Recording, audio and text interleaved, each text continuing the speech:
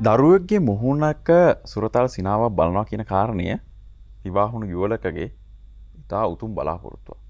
ඉතින් අපි කොච්චර සූදානම් වෙනවද උතුම් කාර්ය වෙනුවෙන්. උදාහරණයකට දැන් ලංකාවේ තියෙන ක්‍රමවේදය තුළ විවාහ මංගල උත්සවයක් ගත්තොත් අපි කොච්චර සූදානම් වෙනවද විවාහ මංගලයකට නේද? මාස ගණන් ඒ වෙනුවෙන් සැලසුම් හදලා වියදම් කරලා දැන් අතර මේ කොරෝනා නිසා අර එන පිරිස යම් කිසි සීමාවකට ලක් වුණා. නමුත් එහෙම නැත්නම් අපි කතරම් විදිහක සැලසුම් සහගතව මේ කාරණේ කරනවා. ඒ එක් දිනක් වෙනුවෙන් එතනින් පස්සේ ජීවිතය ගත කරන්න උන් දෙන්නා. නමුත් එක් දිනක් වෙනුවෙන් අපි විශාල සැලසුමක් ඇති කරනවා. මට හිතෙන්නේ දරුවෙක් හදනවා කියන කාරණය අපි ඒ විදිහට සැලසුම් කරලා මොකද ඉදිරි අනාගතයේ මේ රට බාරගන්න ඉන්න කෙනෙක් තමයි ඔබ නිර්මාණය කරන්න උත්සාහ කරන්නේ. ඉතින් ඒ නිර්මාණයට ඔබ දායක වෙන්නේ කොහොමද? මවෙක් සහ පියෙක් විදිහට ඔබ හැසිරෙන්න කොහොමද ඔබ ආරම්භ කරන්න කියන කාරණේ මහා විශාල මාතෘකාවක්. ඒ වැදගත් කාරණේ කතා කරන්න අද අපි සුවබර දිවියක් වැඩසටහනට අපි ගෞරවයෙන් ආරාධනා කරා මහනුවර ජාතික රෝහලේ ප්‍රසව හා නාරිවේද විශේෂඥ වෛද්‍ය සම්පත් ඥානරත්න මහතාට අපි තාමත්ම ආදරෙන් ඔබතුමන් පිට පිළිගන්නවා අපේ වැඩසටහනට. අයිබෝන් ඔබතුමන්ට. අයිබෝන් නිරංග. දැන් වෛද්‍යතුමනි ඔබතුමත් එක්තරා අවස්ථාවක මතක් කළ කාරණේ තමයි මම ආරම්භයේ සම්ටුහන් කරේ. ඔබතුමා මොකද හිතන්නේ මේ කාරණේ ගැන? ඇත්තටම නිරංග මාතෘ සෞඛ්‍ය කියන්නේ රටේ අනාගත පරම්පරාවගේ සෞඛ්‍යය. රටේ අනාගත පරම්පරාව සෞඛ්‍ය සම්පන්න වුණොත් පමණයි යම් කිසි රටක් ඉදිරියට ගමන් කරන්නේ. ඉතින් මාතෘ සෞඛ්‍ය පිළිබඳ අපේ මව්වරු නිසි අවධානයක් යොමු කරනවද? නැත්නම් මාතෘ සෞඛ්‍ය නිසි ක්‍රමවේදයකට සිද්ධ වෙනවද කියන එක ඉතාමත් වැදගත් වෙනවා. ඔබ සඳහන් කළ පරිදි එක දිනක විවාහ උත්සවය සඳහා අපි වසර ගාණක් නැත්නම් මාස ගාණක් සූදානම් වීම වෙනවා. නමුත් අපි අපේ දරු ප්‍රසූතිය නැත්නම් දරු පිළිසඳ ගැනීමට ප්‍රමාණවත් අවධානයක් යොමු කරනවද? ප්‍රමාණවත් සූදානම් වීමක් වෙනවද? අපි අපේ ගර්භණීතාවයේ නිසි ලෙස කළමනාකරණය කරගන්නවද? අවශ්‍ය ප්‍රතිකාර ලබා ගන්නවද කියන එක වැදගත් වෙනවා. රටේ සමස්ත සෞඛ්‍ය පද්ධතියේම උන්නතිය සඳහා. මාතෘ සෞඛ්‍ය. අපිට මේ මාතෘ කියන වචනේ කියවුනාම හිතෙන්නේ මේ අම්මා තමයි මේ මාතෘ සෞඛ්‍යයට වග කියන්න ඕනේ කියලා. ඇත්තටම අම්මා විතරද මේ මාතෘ සෞඛ්‍ය වෙනුවෙන් පෙළ ගැහෙන්න ඕනේ? නෑ. මාතෘ සෞඛ්‍ය කියන මම කලින් සඳහන් කරේත් ඒක රටේ සෞඛ්‍ය මුලින් සඳහන් කළ පරිදි. නමුත් මාතෘ නැත්නම් මවක් වන්නේ ගැණු ළමයෙක්, යුවතියක්. ඊට පසුව තමයි අය මවක් වන්නේ. ඇත්තටම මේ මෙතනින් එහාට එහාට නැත්තම් ඊටමත් දීර්ඝ වශයෙන් සාකච්ඡා විය යුතු මාතෘකාවක්. යම් කිසි ගෑනු ළමයෙක් නැත්තම් පොඩි ළමයෙක් යුවතියක් වීමේදී කොහොමද ඇයගේ පෝෂණය, ශරීර සෞඛ්‍ය, ඊට පස්සේ මානසික සෞඛ්‍ය, ඒ සියලු දේම වැදගත් වෙනවා වැඩිහිටි නිරෝගී කාන්තාවක් බවට මේ ළමයා පත්වීමේදී. ඊට පස්සේ යම්කිසි කාන්තාවක් නැත්නම් යම්කිසි යුවතියක් ගර්භණී වීමට බලාපොරොත්තු වෙනවා නම් ඇය විශේෂ සූදානමක් තිබිය යුතුයි. එම ගර්භණීතාවයට ශාරීරිකව මානසිකව සූදානම් වෙන්න අවශ්‍යයි. ඒක ඊටමත් වැදගත් සාර්ථක නැත්නම් නිරෝගී දරුවෙක් ලබා ගැනීම සඳහා. දැන් අපිත් එක්ක එකතු වෙලා ඉන්නවා ඇති මව්වරු. එහෙම නැත්නම් මවක් වෙන්න බලාපොරොත්තු වෙමින් ඉන්න කෙනෙක්. ඔබට විතරක් නෙමෙයි මේ මාතෘ සෞඛ්‍ය වගකීමක් තියෙන්නේ.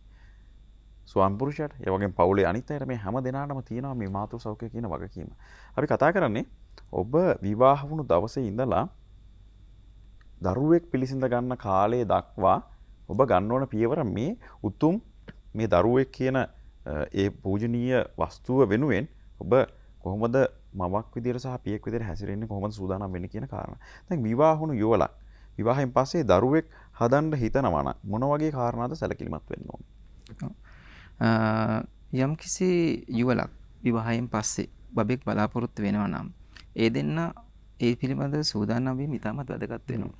විශේෂයෙන්ම ශාරීරික සෞඛ්‍ය, එමෙන්ම මානසික සෞඛ්‍යත් මේට ඉතාමත් වැදගත් වෙනවා. උදාහරණයක් විදිහට යම්කිසි කාන්තාවක් නැත්තම් යම්කිසි පවුලක විවාහයට සුදුසු විවාහ වුණාට පසු දරු පිළිඳ ගැනීමේ සුදුසු පරිසර තත්ත්වයක් නැත්තම් උදාහරණයක් විදිහට කාන්තාව මොකක් හරි විවාහ කරලා ඇස් වෙනවා. නැත්තම් සේවය කරන ස්ථානයේ යම්කිසි කරදරකාරී තත්ත්වයක ඉන්නේ. එවැනි අවස්ථාවක දරු පිළිසිඳ ගැනීම පොඩි කාලයකට කල් දැමීම ඇත්තටම වඩා සුදුසුයි.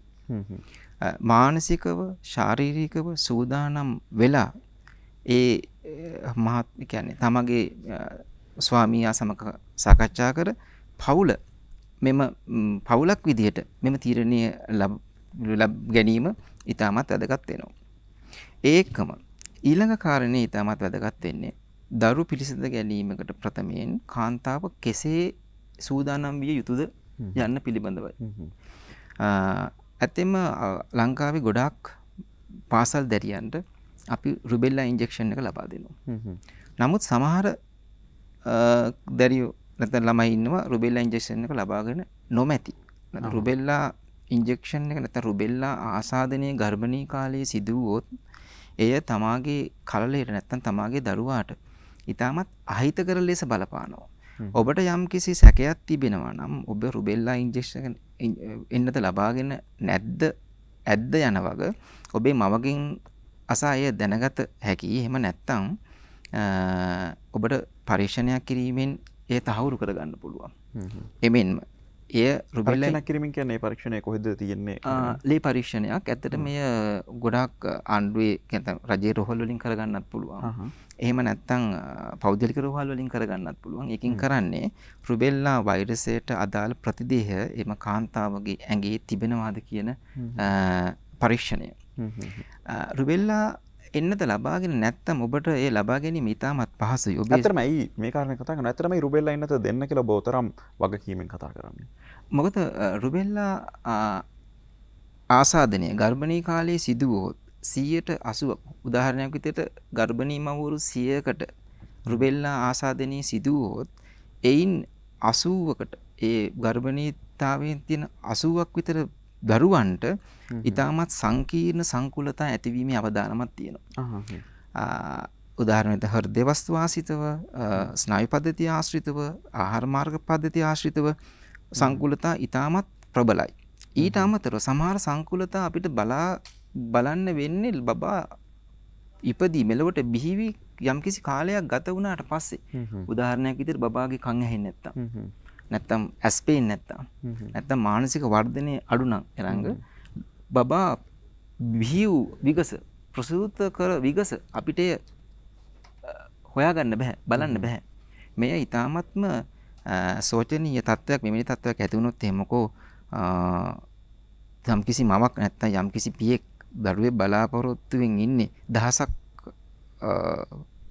ප්‍රාර්ථනා හිතේ තියාගෙන ඒ බිහිවෙන මෙලොවට බිහිවෙන දරුවා නිරෝගී දරුවෙක් වීම අතිශය වැදගත්. යම්කිසි වැරද්දක් අතපසුවීමක් නිසා එය නිසි පරිදි සිදු නොවේ නම් ඒ අපිට වළක්වා ගත හැකි ප්‍රශ්නයක් නම්, හැකි දෙයක් නම් ඒ වළක්වා ගැනීම අපේ යුතුයකම් විදිහටයි මම දකින්නේ.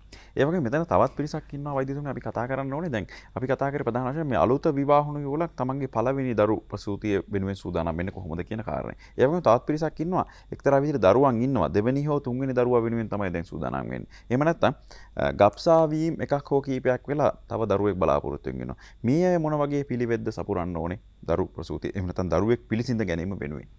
ඔව් එරංග ඇත්තටම අපිට මව්වරු කාණ්ඩ දෙකකට වර්ග කරන්න පුළුවන්. දරුවේ බලාපොරොත්තු වෙන මව්වරු. එක කාණ්ඩයක් තමයි සංකුලතාවයන් අඩු ප්‍රශ්න නැති සාමාන්‍ය මව්වරු. අනිත් කාණ්ඩේ මව්වරු යම්කිසි සංකුලතාවයක් තියෙන කිසියම් ප්‍රශ්නයක් තියෙන මව්වරු විදිහට අපිට සලකන්න පුළුවන්. එතකොට යම්කිසි මව්වරුට සංකුලතාවයක් තිබේ නම් ඒ සංකුලතා අපිට වර්ග කොටස් විශේෂ කොටස් කීපයකට සඳහන් කරන්න පුළුවන්. උදාහරණයක් විදිහට යම්කිසි කාන්තාවක් කිසියම් ඖෂධයක් ගන්නවා නම් කිසියම් රෝගී තත්වයකට. උදාහරණයක් විදිහට අදිරුධිර පීඩනය. නැත්තම් අදේ තියෙන අපි කියන්නේ දියවැඩියාව රෝගී තත්වයක්.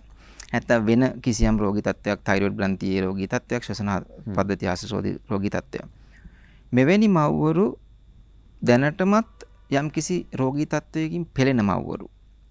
ඒ වගේම එහෙම අනිත් කාණ්ඩයේ මව්වරු අපි සලකන්න පුළුවන් මීට කලින් ගැබ් ගැනීමක් සිදු වෙලා. නමුත් ඒ ගැබ් ගැනීමේ අපි බලාපොරොත්තු වෙන ප්‍රශස්ත ප්‍රතිඵලය නොලැබුච්ච මව්වරු. සමහර විට ගබ්සවීම් කීපයක් වෙන්න පුළුවන්. එහෙම නැත්නම් ගර්භණී කාලයේ ඇතිවන අති රුධිර පීඩනය වෙන්න පුළුවන්. නැත්නම් ගර්භණී කාලයේ ඇතිවන දියවැඩියා රෝගී තත්ත්වය. නැත්නම් කුස තුල ගර්භය තුල දරුවා මිය ගිය මව්වරු. එවැනි මව්වරු ඊළඟ ගර්භණීතාවයට සූදානම් වීමේදී විශේෂ අවධානයක් විශේෂ සූදානම් වීමක් සිදුවිය යුතුමයි. එසේ නොමැතිනම් ඔබට නැවත සැරයක් අර කලින් සිදුවෙච්ච සෝචනීය සිදුවීම නැත්තම් අපි බලාපොරොත්තු නොවන සිදුවීමේ අවදානම සම්භාවිතාවය වැඩි මට්ටමක තියෙනවා. අපිට ඔළුවට ප්‍රශ්නයක් එනවා මොන විදිහට සූදානම් අපි කතා කරමු. මම හිතන්නේ මේ සාකච්ඡාවේ අපිට ප්‍රධාන අරමුණ ඒ පිළිබඳව ඔබ දැනුවත් කිරීම. නමුත් මොන වගේ කාණ්ඩ ඔස්සේද එහෙම විශේෂව අපි සිතන්න ඕනේ මේ මව්පියන්? ඔව් අපි මුලදී කතා කරමු අර කිසියම් රෝගී තත්ත්වයක් නැත්තම් අඩු අවදානම් මව්වරු කොට්ටාශය ගැන එරංග එම මව්වරු ඇත්තටම යම්කිසි මවක් අධික ස්ථූලතාවයෙන් පෙරෙනවා නම් නැත්තම් තමාගේ ශරීර ස්කන්ධ දර්ශකය 25ට වැඩි නම් තමාගේ වෛද්‍යවරයා හමු වී පවුලේ වෛද්‍යවරයා ප්‍රමාණවත් හමු වී තමාට ගැළපෙන ආහාර රටාවක් සූදානම් කරගන්න පුළුවන්. ඒ වගේම තමාගේ බර ගර්භණී වීමට ප්‍රථමයෙන් බර ප්‍රශස්ත මට්ටමකට ගේම වැදගත් වෙනවා. ඊට අමතරව ෆෝලික් ඇසිඩ් අපි හැමෝම මං හිතන්නේ ලංකාවේ ඉන්න සියලුම මව්වරු දන්නවා ගර්භණී වීමට ප්‍රථමයෙන් මාස 3ක් ෆෝලික් ඇසිඩ් අපි ලබා ගන්න ඕනේ. එම ලබා ගැනීම තුළින් තමාගේ බබාගේ සංජානනීය විකෘතිතා සංජානනීය විකෘතිතා කියන්නේ කලලයේ තුල කලලයේ විකසනීය වීමේදී ඇතිවන යම්කිසි කියන්නේ මේක කියන්නේ බබාගේ උපතින් ඇතිවන විකෘතිතා ස්නායු පද්ධතිය ආශ්‍රයේ තියෙන අසාමාන්‍යතා අවම කර ගැනීමේ හැකියාව පවතිනවා. ෆෝලික් ඇසිඩ් පෙත්ත දරු පිළිසිඳ ගැනීමට මාස 3කට කලින් ඉඳන් පාවිච්චි කිරීම වැදගත්. එමෙන්ම යම්කිසි රෝගී තත්වයක් තිබේ නම් අර කලින් පාවිච්චි. ඒතර සරලව කිව්වොත් වෛද්‍යතුමනි දරු පිළිසිඳ ගැනීමක් අවම වශයෙන් මාස 3කට කලින්ම සැලසුම් කරන්න වෙනවා. අවම වශයෙන් මාස 3කට කලින්ම සැලකීම අපි සූදානම් වීම වැදගත් වෙනවා. සමහර විට දැන් මම අර කලින් සඳහන් කළ පරිදි අධික ස්ථූලතාවයෙන් පෙළෙන මවක් නම් ඊට වඩා කල් ඉඳන් සමහර වසරක් විතර කල් ගත වෙනවා නියම මට්ටමට මේක රැගෙන ඒම. ඊට ඒකම මම කලින් සඳහන් කළ පරිදි තමා රුබෙල්ලා එන්නත ලබාගෙනද කියන දේ වැදගත් වෙනවා. එවැනි මව්වරු දරු ප්‍රසූතියට සූදානම් වෙන ආකාරයයි මම මේ සඳහන් කරේ. ඒ කියන්නේ අපි අවදානම අඩු මව්වරු. ඇත්තටම අවදානම වැඩි මව්වරු ගැන අපි කතා කරොත් එරංග අවදානම වැඩි මව්වරු තමාගේ රෝගී තත්ත්වය අනුව තමාගේ වෛද්‍යවරයා උදාහරණයක් විදිහට අධිරුධිර පීඩනයෙන් පෙළෙන මමක් නම් නැත්තම් දීර්ඝකාලීන දියවැඩියාවෙන් පෙළෙන මමක් නම් සමහර විට අය ගන්න ඖෂධ කලලයට හානිදායක වෙන ඖෂධ ගන්න පුළුවන්. කලලයට සුදුසු නොවන ඖෂධ ගන්න පුළුවන්.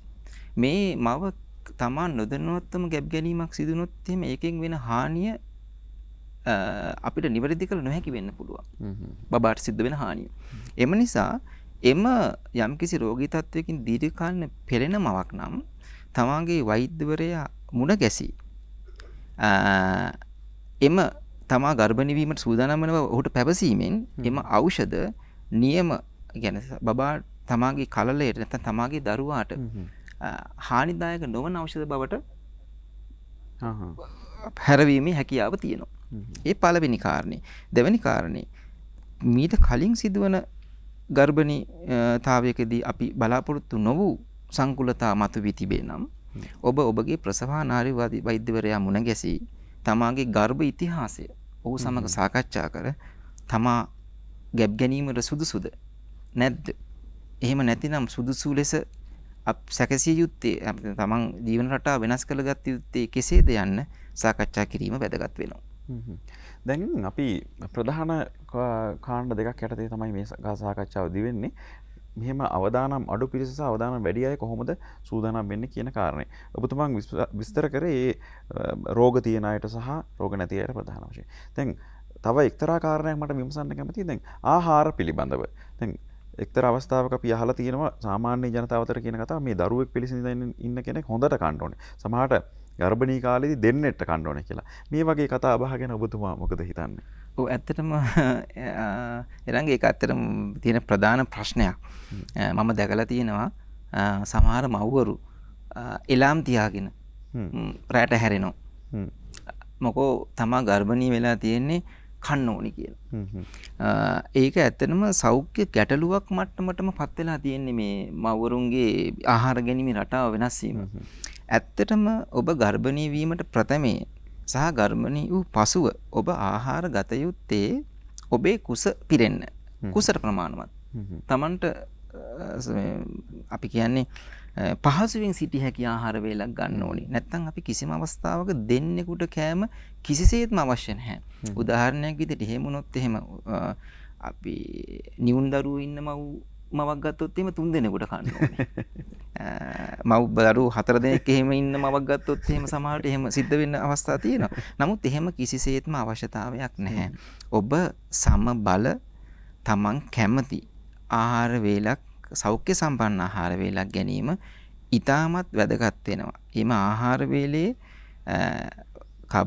නැත්නම් පිෂ්ඨය, ප්‍රෝටීන්, මේදය ඊට අමතරව තිබිය යුතු අනිත් සංඝටක තිබීම තමයි වඩා වැදගත් වෙන්නේ. ඔබ ඔබේ කුස පිරෙන්න ආහාරයක් ගැනීම ප්‍රමාණවත්. අමාරුවෙන් ආයාසයෙන් රෑ මධ්‍යම රාත්‍රියේ නැගිටලා තමන් ප්‍රෙග්නන්ට් තමන් ගර්භණී කියන එක හිතේ හැම වෙලෙම තියාගෙන ආහාර ගැනීමට අවශ්‍යතාවයක් නැහැ. දැන් දරුවෝ පිළිසිඳ ගැනීමට යන අය අතර තවත් තියෙන එක්තරා මතයක් මම මිත්‍යා මතයක් හෝ ඒ කාරණා අපි වැඩිදුර කතා කරන ඕන කාරණයක් මම ඔබතුමාගෙන් විමසන්න කැමතියි. මේ සරු කාලය පිළිබඳව නිවැරදි අදහසක් සමහර අවස්ථාවල නැති බව අපිට හැඟිලා තියෙනවා. ඉතින් ඒ පිළිබඳව අපි දැනුවත් කරමු අපේ හිතවතුන්. ඔව්. ගර්භණී වෙන්න සූදානම් වෙන මවක් ගේ තියෙන ප්‍රධාන ප්‍රශ්නයක් තමයි ඔබ යොමු කරේ කොයි කාලෙද නැත්නම් තමාගේ ආර්ථවයේ කිනම් කාලයකද දරු පිළිසඳ ගැනීමක් සිදුවිය හැක්කේ කියන එක. ඇත්තටම ගොඩාක් කාන්තාව 100ක් ගත්තොත් එහෙම 60 දෙනෙක්ගේ විතර ආර්ථවය දවස් 28කට සැරයක් සිද්ධ වෙන ආර්ථවයක් තමයි තියෙන්නේ. එතකොට වැදගත් වෙන්නේ මෙම ආර්ථවයේ කොයි කාලෙද ඩිම්බකෝෂයේ ඩිම්බයක් මෝචනය වෙන්නේ කියන එක. මේ සිද්ධ වෙන්නේ ආර්ථවයේ දින 28 ආර්ථවයේ නම් හරි මැද 14 වෙනි දවසේ. නමුත් ඔබට තියෙන්නේ දවස් 30ක ආර්ථවයක් නම් ඒ සිද්ධ වෙන්නේ කොහොමද මම කියන්නේ? අන්තිම දවස් 14 නියත දවස් ගානක්. ඒ කියන්නේ ඔබ ආර්ථවයේ මුල් දවස් 14 15 16 වෙනස් වෙනවා. අන්තිම දවස් 14 නියතයි. නියත අගයක්. ඒ කියන්නේ ඔබ ආර්ථවයේ සිද්ධ වෙන දවස් ගාන වෙන්නේ දවස් හිතන්න දවස් 30කින් කියලා. එතකොට ඔබ දවස් 30න් දවස් ඔය ආර්ථවය කියලා කියන්නේ ආර්ථවය පටන් ගන්න දවස. ඇත්තටම ආර්ථවය කියලා කියන්නේ ආර්ථවය පටන් ගන්න දවස. ආර්ථවය ඉවර වෙන දවස කියන්නේ කාන්තාවකින් කාන්තාවට වෙනස් වෙනවා. ඒ හින්දා ආර්ථවය තියෙන්නේ දවස් 30කින් නම් ඔබ දවස් 14ක් අඩු කරන්න 30න්. එතකොට දවස් 16 එතකොට ඔබේ පිළිසිනගේ ඩිම්බකෝෂයෙන් ඩිම්බයක් විමෝචනය වෙන්නේ ආර්ථවයේ පටන් ගෙන 16 වෙනි දවසේ. ඔබ දරුවේ බලාපොරොත්තුවෙන් එකතු විය යුත්තේ සම්බන්ධතා පැවැත්විය යුත්තේ ඊට දවසකට දෙකකට කලින් සිට ක්‍රමවත් සම්බන්ධතාවයක් පැවැත්විය යුතුයි දවස් 4ක් 5ක්. 4ක 5ක පමණ කාලයක් තුල. දැන් දරුවෙක් බලාපොරොත්තුෙන් ඉන්න අයගේ තව එක්තරා දකින කාරණයක් තමයි වෛද්‍යතුමනි බොහොම ආතතියෙන් ඉන්නවා දරු පිළිසඳීමක් සිදු නොවුණා කියලා. එක්තරා විදිහක බලාපොරොත්තුෙන් ඉන්නවා. නමුත් පරීක්ෂණ කරනවා දිනෙන් දින මූත්‍රා පරීක්ෂණ කරන අයත් අපිට හමු වෙලා තියෙනවා. ඉතින් මේ ආතතියම එක්තරා අවස්ථාවක ඔබතුමන් කියනවා මේ රැකියාවේ ආතතිය තියෙන වෙලාවෙත් සූදානම් වෙන්න බා දරු පිළිසඳ ගැනීම කියලා. ඉතින් ආතතිය පාලනය පිළිබඳවත් අපි කතා කරන්න ඕනේ. මොකද දරු පිළිසඳ ගැනීම බලාපොරොත්තු වීම යම්කිසි මේ ආතතියක් බවට පත් වෙලා තියෙනවා අපේ සමහර මේ කාන්තාවන් සහ පුරුෂයන් අතර. ඔව්. ඒකට හේතු විදියට එරංග මම දකින්නේ අපේ සමාජයේ තියෙන සංකීර්ණත්වය. මීට අවුරුදු දශක දෙක තුනකට කලින් අවුරුදු 20කට 30කට කලින් ලංකාවේ ගර්භණී මව්වරු ගත්තොත් එහෙම වැඩි හරියක් ගර්භණී වුණේ අවුරුදු 18න් 19න් 20න්. ඇත්තටම අවුරුදු 25 විතරනකොට බොහෝ කාන්තාවන්ට තමන්ට අඩුතරමේ එක දරුවෙක්වත් හිටියා ගෙදර. නමුත් අපේ ජීවන රටාව පහුගිය දශක කීපේ වෙනස් වුණා. කාන්තාව අපේ දළදේශීය නිෂ්පාදන දෙන දායකත්වයේ වැඩි වුණා. එක්තරා විදිහක අධ්‍යාපනය ලබන ප්‍රමාණය වැඩි. ඒ කියන්නේ ඉතින් උසස් අධ්‍යාපනය ලබන ප්‍රමාණය ඊට වඩා වැඩි. සමාජ තලයේ කාන්තාව ඉහළට යන ප්‍රමාණය වැඩි වෙලා. අද බැලුවොත් එහෙම අධ්‍යක්ෂකවරු, විදුහල්පතිනියන් ඊට පස්සේ විවිධ ක්ෂේත්‍රවල කාන්තා නියෝජනය ඉතාමත් ඉහළ මට්ටමකට ඇවිත් තියෙනවා. ඒක ඇත්තටම හොඳ දෙයක්. නමුත් ඒ සමගම කාන්තාවක දරුවෙක් පිළිසිඳ ගැනීමේ වයස එන්න කල් ගියා, පහ වුණා. ඒ හින්දා සමහර කාන්තාවෝ විවාහ වෙන වයස අවුරුදු 30 34 35 වගේ තත්ත්වයටපත් වෙලා තියෙනවා. මේ කාන්තාවගේ තියෙන ප්‍රධාන දේ තමයි දරු පිළිසිඳ ගැනීමේ වයස ප්‍රශස්ත වයස විදියට දැනට සලකන්නේ අවුරුදු 20ත් 24ත් 24 25 ඒ වගේ වයස. නමුත් ඒ වයස පැන්නට පස්සේ දරු පිළිසිඳ ගැනීමේ හැකියාව පවතිනවා. නමුත් අවුරුදු 37 විතර පහ වුණාට පස්සේ කාන්තාවකට දරු පිළිසිඳ ගැනීම එන්න පිළිසිඳ ගැනීමේ හැකියාව ශීඝ්‍ර ලෙස අඩු වෙමින් යනවා.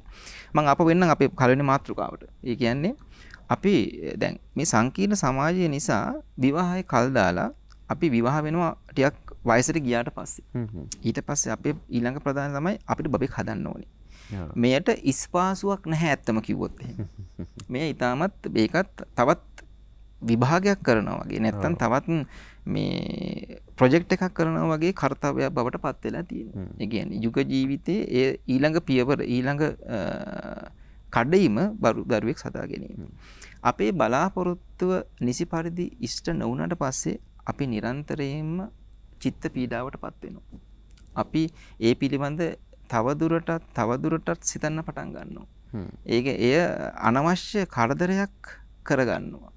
මේ නිසාම ඇත්තටම සමහර වෛද්‍යවරු කියනවා මේ නිසාම නැත්තම් අධික ආතතිය නිසාම දරු පිළිසිඳ ගැනීම පමා වෙන්න පුළුවන් අවස්ථා තියෙනවා කියලා.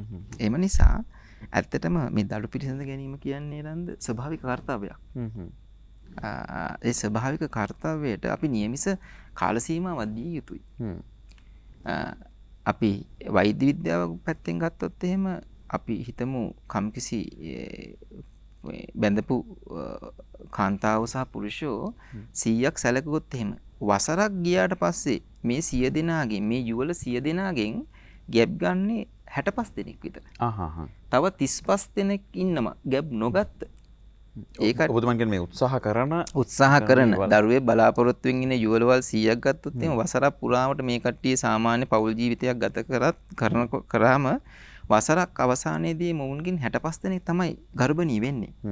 තව 35 දෙනෙක්ට තව ටිකක් කල් යනවා ගර්භණී. අපි ටෙලි නාට්‍යවල එහෙම දකිනවා බොහොම එක දවසෙන් ගැප් ගන්න අවස්ථා. ඔව් ඇත්තටම ඒක එහෙම වුණාට ඒ නියම කාල සීමාව යම් කිසි දෙයකට ලබා දීම ඊටාම වැදගත්. ඒක මේ අර යථාර්ථවාදී වීම නේ ජීවිතේ ඒක එහෙම වුණ නැති වුණාට පස්සේ තමයි මව්වරු අනියත බියට ආතතියටපත් වෙන්නේ.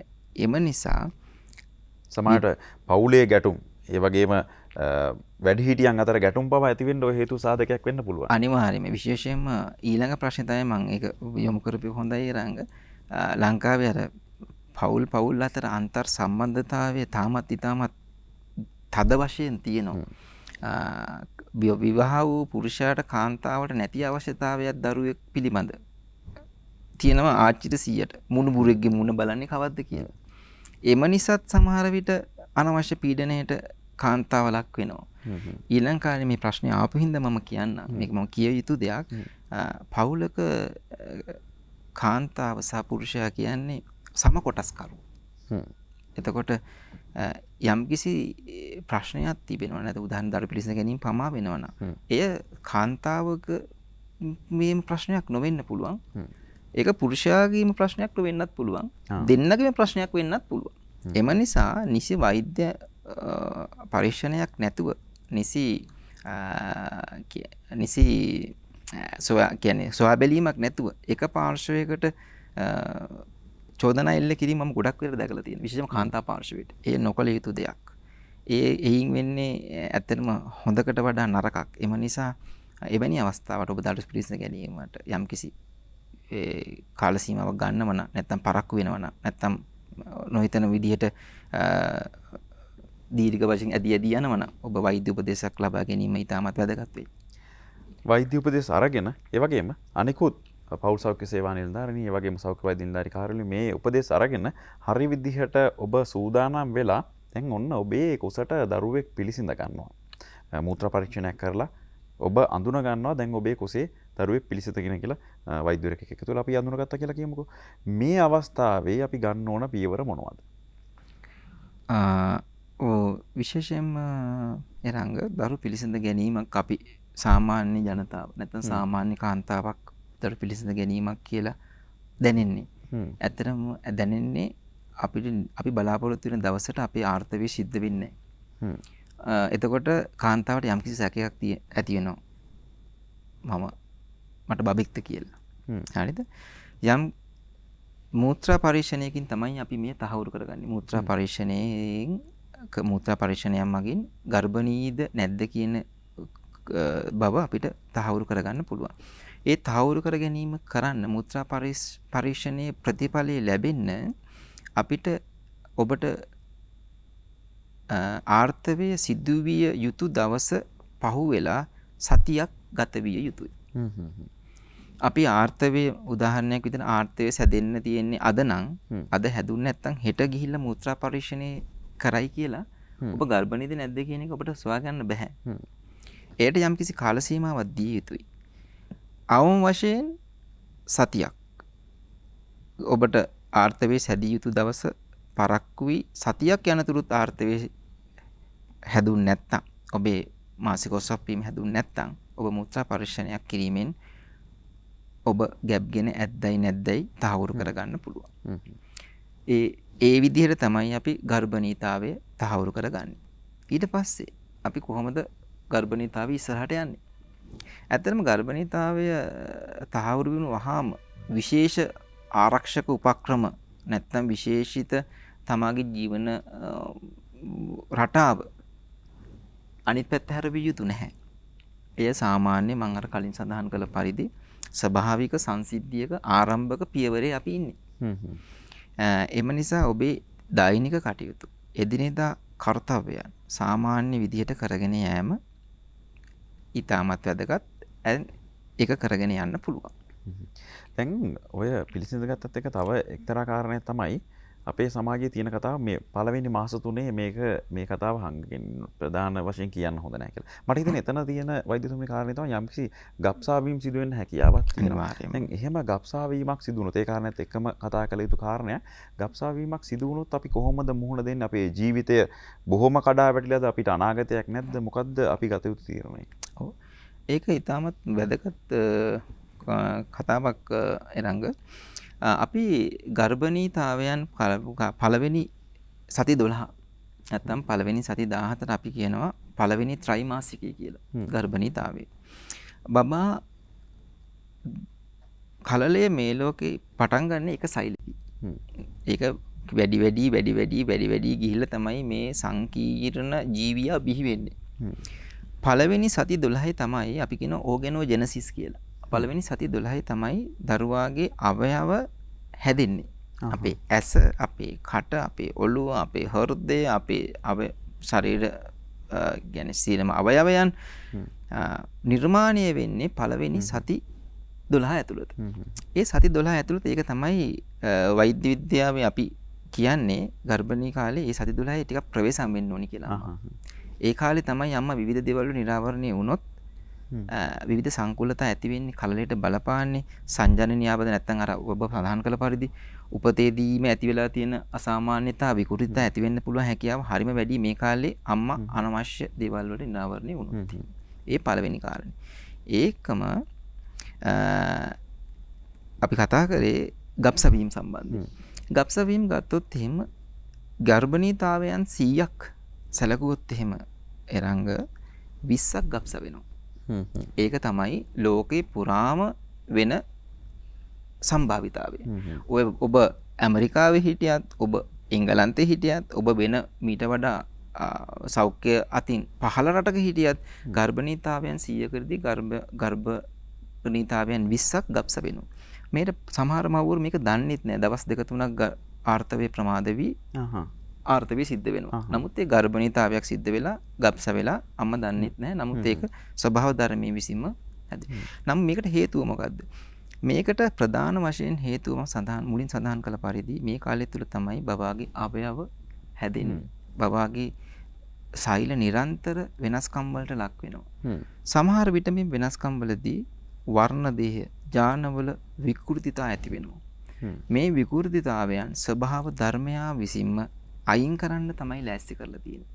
මේ මුල් මාස 3 සිදුවන ගබ්සා වීම බොහෝ ඒවා ජානවල අසාමාන්‍යතා නිසා සිදුවන ගබ්සා වීම. ඇත්තටම මවගේ පැත්තෙන් බැලුවොත් එහෙම මෙය මවට තමාගේ තව දරුවෙක් අහිමි වීමක්. ඇයට ඇත්තටම ඊටමත් හිතට කරදර මානසිකව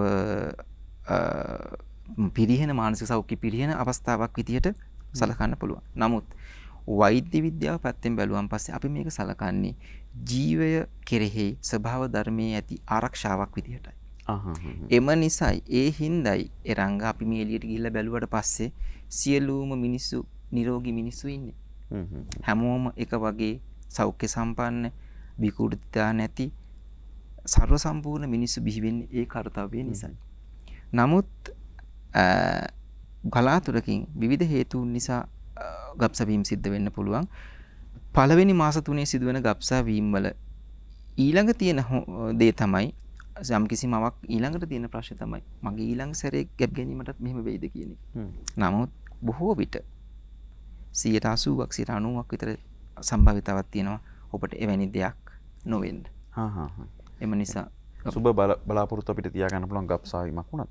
ඒ වගේම තවත් අපේ මව්පියන් ඒ වගේම දරුවෙක් බලාපොරොත්තුෙන් ඉන්න අය සැලකිලිමත් වෙන කාරණේ තමයි ස්කෑන් පරීක්ෂණය කියන එක. නිතර උත්සාහ කරනවා ස්කෑන් පරීක්ෂණ කරගන්න. ඉතින් වෛද්‍යමයන් අපි බොහොම දැනගන්න කැමති කාරණයක් ප්‍රධාන වශයෙන් මේ ස්කෑන් පරීක්ෂණ අවශ්‍යද කියන කාරණේ. අවශ්‍ය නම් කුමන අවස්ථාවේද කළ යුත්තේ කියන කාරණේ අපි දැනගන්න කැමතියි. ස්කෑන් පරීක්ෂණයක් දැන් අපි කලින් කිව්වා මූත්‍රා පරීක්ෂණයකින් ගර්භණීතාවයක් හඳුනා ගන්න පුළුවන්. නමුත් ගර්භණීතාවය ආශ්‍රිතව තවත් රෝගී තත්ත්වයන් තියෙන්න පුළුවන්. ඒ පළවෙනි කාරණේ. දෙවෙනි කාරණේ ගර්භණී වුණත් මේ ගර්භය පිහිටලා තියෙන තැන සමහර විට ගර්භාෂය ඇතුලේ පිහිටලා තියෙන්න පුළුවන්. 99%ක්ම තියෙන්නේ ගර්භාෂය ඇතුලේ. නමුත් බොහොම කලාතුරකින් ගර්භයෙන් පිට දරු පිළිසඳ ගැනීමක් සිදුවිය හැකි අවස්ථා තියෙනවා. එමෙන්ම ගර්භණීතාවන් කීයක් තියෙනවද? එක බබයි දින්නේ. බබාලා දෙන්නයි දින්නේ. ඒ ඊළඟ කාරණේ. ඊට අමතරව අපි මව්වරු ගත්තොත් එහෙම කාන්තාවෝ 100ක් ගත්තොත් එහෙම 60 දෙනෙකුට වගේ තමයි තමාගේ අන්තිමට ඔසපීමේ දවස මතක තියාගන්න. ඊටත් වඩා බොහෝ කාන්තාවන්ට තියෙන ඔසප් චක්‍රය අක්‍රමවත්. එතකොට බබා ප්‍රසූත දවස අපිට ගණනය කිරීමේ අපහසුතාවයක් එන්න පුළුවන්. ඔය කරුණු කාරණා සියල්ලම නිවැරදිව තහවුරු කරගන්න අපි අල්ට්‍රාසවුන්ඩ් ස්කෑන් පරීක්ෂණයක් කර ගැනීම වැදගත් වෙනවා. බබාට හානියක් වෙන්නේ නැද්ද අල්ට්‍රාසවුන්ඩ් ස්කෑන් එකෙන්? ඇත්තෙම නැහැ. ඒක ගොඩක් මවරුන්ට තියෙන ලොකු ප්‍රශ්නයක්. අපි අල්ට්‍රාසවුන්ඩ් ස්කෑන් කියන ඒ උපකරණය භාවිතා කරන්නේ අපි කතා කරන සවුන්ඩ් වේව්ම තමයි. නමුත් ඊට වඩා හයි ෆ්‍රීකවන්සි නැත්නම් සංඛ්‍යාත ඊට වඩා වැඩි වේව් එකක් තමයි පාවිච්චි කරන්නේ. මෙහින් බබාට කිසිම හානියක් සිද්ධ වෙන්නේ නැහැ. ඒකින් ඒ කරපු කියන්නේ ස්කෑන් මගේ දරුවාගේ ස්කෑන් 10ක් කරලා තියෙනවා ડોක්ටර්.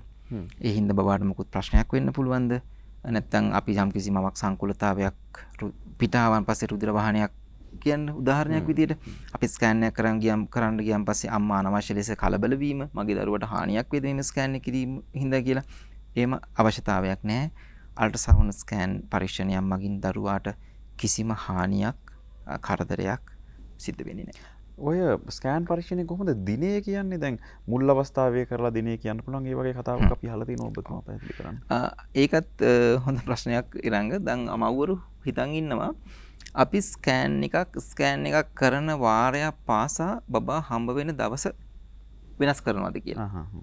ඇත්තටම මුල් මාස 4 විතර අපි හිතමු මුල් මාස සති 16 විතර යනකම් දරුවාගේ වර්ධනය අම්මාගේ ශරීර ස්වභාවයත් එක්ක වෙනසක් වෙන්නේ නැහැ.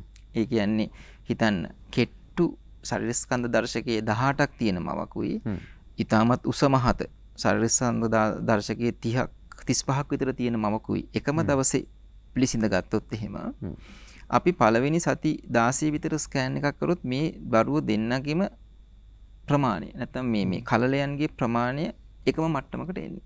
එතකොට එය පදනම් කරගෙන කලලයේ යම් කිසි අපි කියන මෙෂර්මන්ට්ස් කියලා කියන්නේ යම් කිසි මිනුම් අරගෙන අපිට මේ බබා හම්බ වෙන දවස නිර්ණය කරන්න පුළුවන්. මොන කාලෙදී පරීක්ෂණය කිරීම සුදුසු වෙන්නේ? ඒක වඩාත් සුදුසු වෙන්නේ සති 16ට කලින් සති 9ට පස්සේ. ඒ කාලය තුන. ඔබේ ගර්භයට සති 9ක් පිරූ පසු ඔබේ ගර්භයට සති 16කට කලින් ස්කෑන් පරීක්ෂණයක් කර ගැනීම ඉතාමත් වැදගත්. එයින් ඔබගේ දරුවා ප්‍රසූත දිනය නිවැරදි ලෙස ගණනය කරන්න පුළුවන්. දැන් දින දන්නේ නැත්තම් ආර්ථවේ පිළිවෙලට වෙන්නේ නැති කෙනෙක් නම් දන්නේ නැහැ සති 9 ඒ කාලේ කොයි කාලෙද කියලා. කොහොමද හොයාගන්නේ මොන කාලෙද කරන්න ඕන කියලා? මේ එතකොට මේ එරංග මේක මේ ගර්භණීතාවය කියන්නේ හරි පුදුම දෙයක්. අම්මා කෙනෙක් ගර්භණී වුණාට පස්සේ අම්මට දැනෙනවා. ඒක මේ ස්වභාව ධර්මයෙන් දුන්න තවත් දෙයක් නේ. අපිට අම්මා ගර්භණීතාවයක් වුණාට පස්සේ ඒ මවට අර යම්කිසි සංවේදනයක් සිද්ධ වෙනවා තමන් ගර්භණී කියලා. උදාහරණයක් විදිහට මවට කම්මැලි, කිසි දෙයක් රුස්සන්නේ නැහැ, වැඩක් කරන්න හිතෙන්නේ නැහැ, පියවුරු වල වේදනාවක් එනවා, යටිබඩේ පොඩි කැක්කුමක් එනවා. ඒ සංවේදනීය ස්වභාව ධර්මයා විසින් මවට දුන්න සංවේදනයක්. ඔබට ඔබේ ආර්ථවයේ පිළිවෙලට සිද්ධ වෙන්නේ නැත්නම් ඔබ හිතනවා නම් ඔබට යම්කිසි වෙනසක් ශරීරයේ සිද්ධ වෙනමයි කියලා. ඔබ විවාහක කාන්තාවක් නම් එවැනි පසුබිමක නම් ඔබ ඉන්නේ. ඒ අවස්ථාවේ වෛද්‍යවරයෙක් හමු වී මුත්‍රා පරීක්ෂණයක් සිදු කිරීමෙන් ඔබට ඔබ ගර්භණීද නැද්ද කියලා සොයා ගන්න පුළුවන්. එමෙන්ම අල්ට්‍රසවුන්ඩ් ස්කෑන් පරීක්ෂණයක් කිරීමෙන් අපිට එය 100%ක් නිවැරදිව තහවුරු කරගන්න පුළුවන්. ඔබ හම්බෙන දවස හොයා ගන්නත් පුළුවන්. මේ සේනම යම්කිසි කාන්තාවකට මඟ හැරුණයි කියලා හිතන්න. එතකොට අපි ටික දවසක් පරක්කු වෙලා. නමුත් හැම කාන්තාවටම තමන්ගේ දරුවාගේ චලනයන් දැනෙන්න පටන් ගන්නවා. එය සති 20 දී විතර දැනෙන්නේ. ටිකක් පහසු වී වුණත් ඔබට යම් ඒ මූලික අවස්ථාවේ සියලු සිදුවීම් මඟ ඇරුණත් ඔබගේ දරුවාගේ චලනයක් දැනුන වහාම අල්ට්‍රසවුන්ඩ් ස්කෑන් පරීක්ෂණයක් කර ගැනීම වැදගත් වෙනවා. ඔබතුමා කතා කළ කාරණයක් මට තවදුරටත් කතා කිරීම අවශ්‍ය වෙනවා. දැන් අපිට හමු වෙනවා වෛද්‍යතුමනේ මව්වරු බබා හම්බෙන්න ඉන්න දිනේ ආපුවාම මගේ දිනේ නම් මේක ස්කෑන් දිනේ මේක කියනවා. සමහර අවස්ථාවල කියනවා මාස 3න් කරපු ස්කෑන් එකේ දිනේ මේක, මාස 5න් මේ ස්කෑන් දිනේ. ඇත්තට මේ බබා හම්බුණු දිනේ අපි කොහොමද තීරණය කරන්නේ? එහෙම දින කීපයක් තියෙනවද? ඇත්ත වශයෙන්ම මම මුලින් සඳහන් කරගෙන ආවිත් ඒකයි එරංග මට ඒක මඟ ඇරුණා සාකච්ඡාව අතරමඟදී. අපි කලින් සඳහන් කළ පරිදි මවකගේ දරුවා බිහිවන දවස වඩාත් නිවැරදිව අපිට සඳහන් කරන්න නැත්නම් නිර්ණය කරන්න පුළුවන් මවගේ අපි අල්ට්‍රසවුන්ඩ් ස්කෑන් පරීක්ෂණයක් මගින් සති 9ත් සති 16ත් අතර. ඒකට හේතුව මම කලින් සඳහන් කළ පරිදි මවගේ ස්වභාවය අනුව කලලයේ ස්වභාවය කලලයේ වර්ධනය වෙනස් වෙන්නේ නැහැ කියලා. නමුත් මේ කලලය ඉදිරියට යන්න දරුවා වර්ධනය වෙන්න නැත්නම් අර ප්‍රමාණයෙන් අඩු අඩුවෙන් කෙට්ටු මවගේ දරුවා සුළුව කියන්නේ පොඩි විදිහටත් විශාල ශරීර ප්‍රමාණය විශාල මවගේ දරුවා විශාල වටත් වර්ධනය වෙනවා. එම නිසා සති 20 නැත්නම් මාස 4-5 පැන්නට පස්සේ අපි දරුවාගේ යම්කිසි මිනුම් ලබා ගත්තත් එයින් බබා ප්‍රසූත දවස නිවැරදි විදිහට අපිට ගණනය කරන්න බෑ. එම නිසා තමයි වෛද්‍යවරු ස්කෑන් කරන සැරයක් පාසා බබාගේ ඩිලිවරි ඩේට් එක නැත්තම් බබා හම්බ වෙන දවසක් කියලා අලුතින් දවසක් මැෂින් එකෙන් අපිට ලබා දෙන්නේ. බබාගේ ස්වරූපය වෙනස් වෙන හින්දා.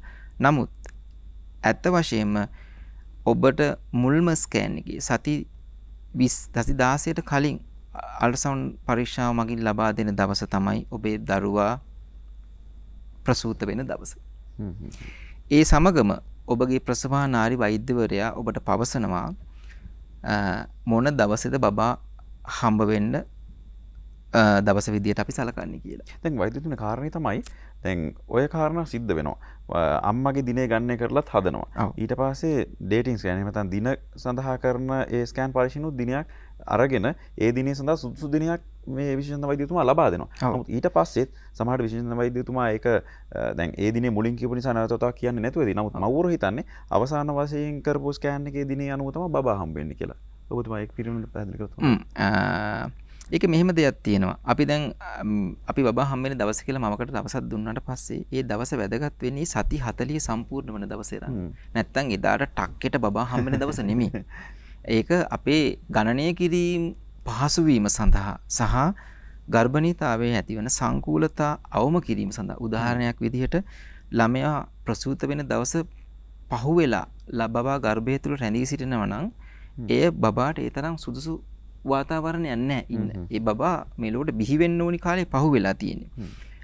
එවැනි දෙයකදී බබා නැත්තම් දරුවාට වෙන හානිය වැඩි.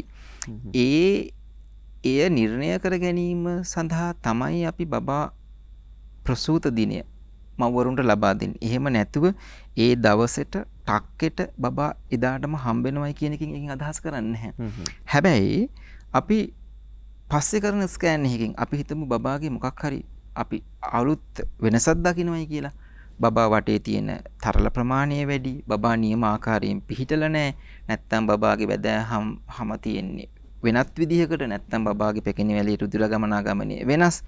එතකොට අපි බබා හම්බ වෙන දවස වෙනස් කරනවා. මේ දවසට අපි බබාව ගමු නැත්තම් ඩිලිවර් කරමු කියලා කියනවා බබාගේ ආරක්ෂාව සඳහා. ඒ වෙනස් කිරීම වෙනස් කිරීමක්. ඒ වෙනස් කිරීමයි බබා පිළිසිඳ ගන්න අපි මුලින් දෙන බබා හම්බ වෙන දවසයි අතර ගස්ඨනයක් නැත්තම් මේ ප්‍රශ්නයක් වෙනසක් ඇති කරගන්න අවශ්‍යතාවය. වෛද්‍යතුමා වෙනසක් නැහැ කියලා කිව්වේ නැත්නම් ඒ දිනේ මේ බාර ගන්න අවශ්‍ය නැහැ. ඔව්. ඒ වගේම වෛද්‍යතුමනි දැන් අපේ සාකච්ඡාවේ අවසාන භාගයට අපි එළඹෙන්නේ මේ කාරණේත් කතා කරන්න ඕනේ. දැන් මව්වරු හිතන කාරණයක් තමයි පිළිසිඳ ගත්තා කියන්නේ බොහොම විවේකයෙන් ඉන්න ඕනේ. මම දැන් දුර ගමන් යන්න හොඳ නැහැ. අපිටත් එනවා සමහර ඇත්තටම රෝගී ඉන්නේ මේ සාමාන්‍ය භෞතික තත්ත්වයක්. මේ ඇවිල්ලා කියනවා ડોක්ටර් මම බොහොම දුර වැඩ කරන්නේ. මම බස් එකේ යනවා දවසට පැය භාගයක් කියමුකෝ. නමුත් මට දැන් ගේ ළඟ වැඩ කරන්න ඕනේ. මම බොහොම විවේකයෙන් ඉන්න ඕනේ. ගෙදර වුණත් ඇඳට වෙලා ඉන්නේ ගෙදර ආවට පස්සේ විවේකයෙන් ඉන්නවා. අනිත් අය ආහාර පාන ඒ ටික ලබා දෙන්න. ඔබතුමා මොකද මේ ගැන හිතන්නේ? ඇත්තටම ඒක ඊටමත් මේ සංකීර්ණ තත්වයක් එරංග. ගොඩක් මව්වරු එනවා අනුයුක්ත ලිපි ඉල්ලගෙන. උදාහරණයක් විදිහට ගමේ ඉස්කෝලේක වැඩ කරන ටීචර් කෙනෙක් නැත්නම් වෙන මොකක් හරි ඔෆිස් එකක වැඩ කරන කාන්තාවක් ගර්භණී වුණාට පස්සේ ඇයට එන්න ඕනි ගෙදර ගාව හොස්පිටල් එකට. නැත්නම් ගෙදර ගාව තියෙන මොකක් හරි මේකට ආයතනයකට. මෙය ඇත්තටම කළ යුතු දෙයක් නෙමෙයි. පළවෙනි කාරණේ තමයි ඔබ බස් එකේ ගියා. ඔබට ටික දුරක් ඇවිද්දා. ඔබේ එදිනෙදා කරන ඔෆිස් එකේ කරන කාර්යයන් කරයි කියලා ඔබටවත් ඔබේ දරුවටවත් ගර්භයටවත් කිසිම හානියක් වෙන්නේ නැහැ. එය වඩා සුදුසුයි. දෙවෙනි කාරණේ වඩා සුදුසු කියන්නේ හොඳක්. ඒක හොඳක් සිද්ධ වෙන්නේ. මම ඉගෙන කියන්නම් පස්සේ. දෙවෙනි කාරණේ තමයි ඈත දුෂ්කර පළාත්වල වැඩ කරන සියලුම කාන්තාවන් ගර්භණී වුණාට පස්සේ ටවුන් එකට එන්න උත්සාහ කරොත් එහෙම ඒ පැති වලට කොහොමද අපි සේවය සලසන්නේ? ඒක පැති කොහොමද ඒ ආයතන සාමාන්‍ය විදියට ක්‍රියාකාරී වෙන්නේ? ඒ ගැනත් අපි මීට වඩා පොඩි අවධානයක් යොමු කරන්න ඕනේ. තුන්වෙනි කාරණේ මේ මම කලින් සඳහන් කළ පරිදි ගොඩක් මව්වරු සිතනවා ගර්භණීතාවය කියන්නේ රෝගී තත්ත්වයක්. ඒ රෝගී තත්ත්වයන් නෙමෙයි.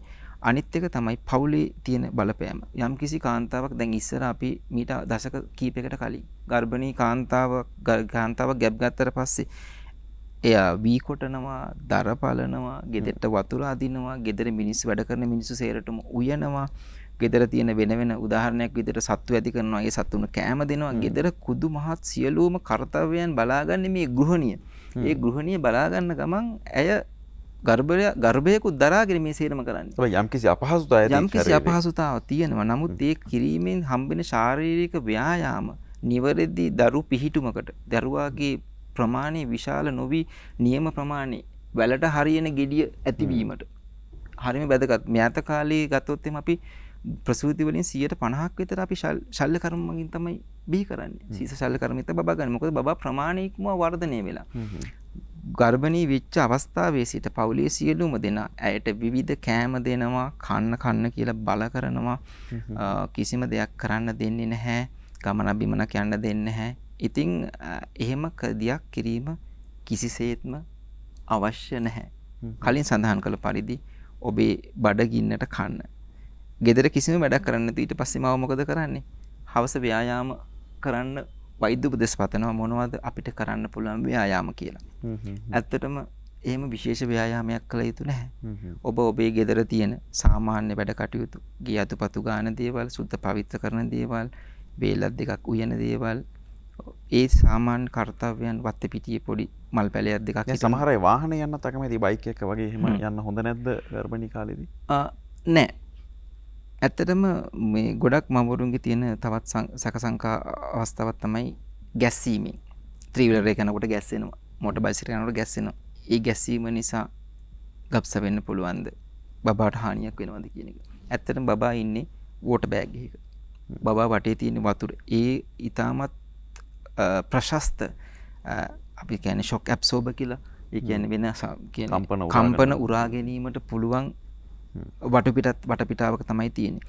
වෛද්‍ය විද්‍යානුකූලව කිසිසේත්ම එවැනි දේවල් වලින් දරුවටවත් මවටවත් හානියක් වෙන බවට හොයාගෙන නැහැ.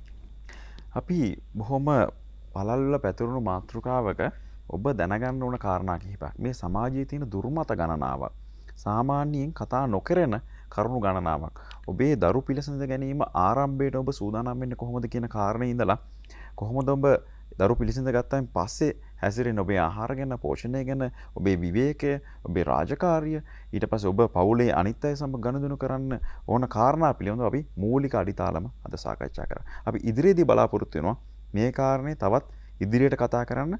පළවෙනි දිනයේ සිට දරු පිළිසඳ ගැනීම දක්වා කොහොමද ඔබ සූදානම් වෙන්න ඕනේ? ඔබේ ආහාර රටාව, ඊට පස්සේ ප්‍රතිකර්ම ගන්න තියෙනවා නම් ඔබට ගන්න තියෙන ඖෂධ පිළිබඳව මේ කාරණා පිළිබඳව අපි ඉදිරියට කතා කරමු. ඉතින් අපි බොහොම ස්තුතිවන්ත වෙනවා අපේ සාකච්ඡාවට පැමිණි ඔබතුමන්ට. අපි අද මේ සජීව පටිගත කිරීම කරේ මහනුවර ආසිරි පුද්ගලික රෝහලේ ශ්‍රවණාගාරයේ ඉඳලා. ඉතින් බොහොමත්ම ස්තුතියි මහනුවර ජාතික රෝහලේ ප්‍රසව හා නාරි වේද විශේෂඥ වෛද්‍ය සම්පත් ඥානරත්න මහතාට. ආයුබෝවන් ඔබතුමන්ට. ආයුබෝවන්.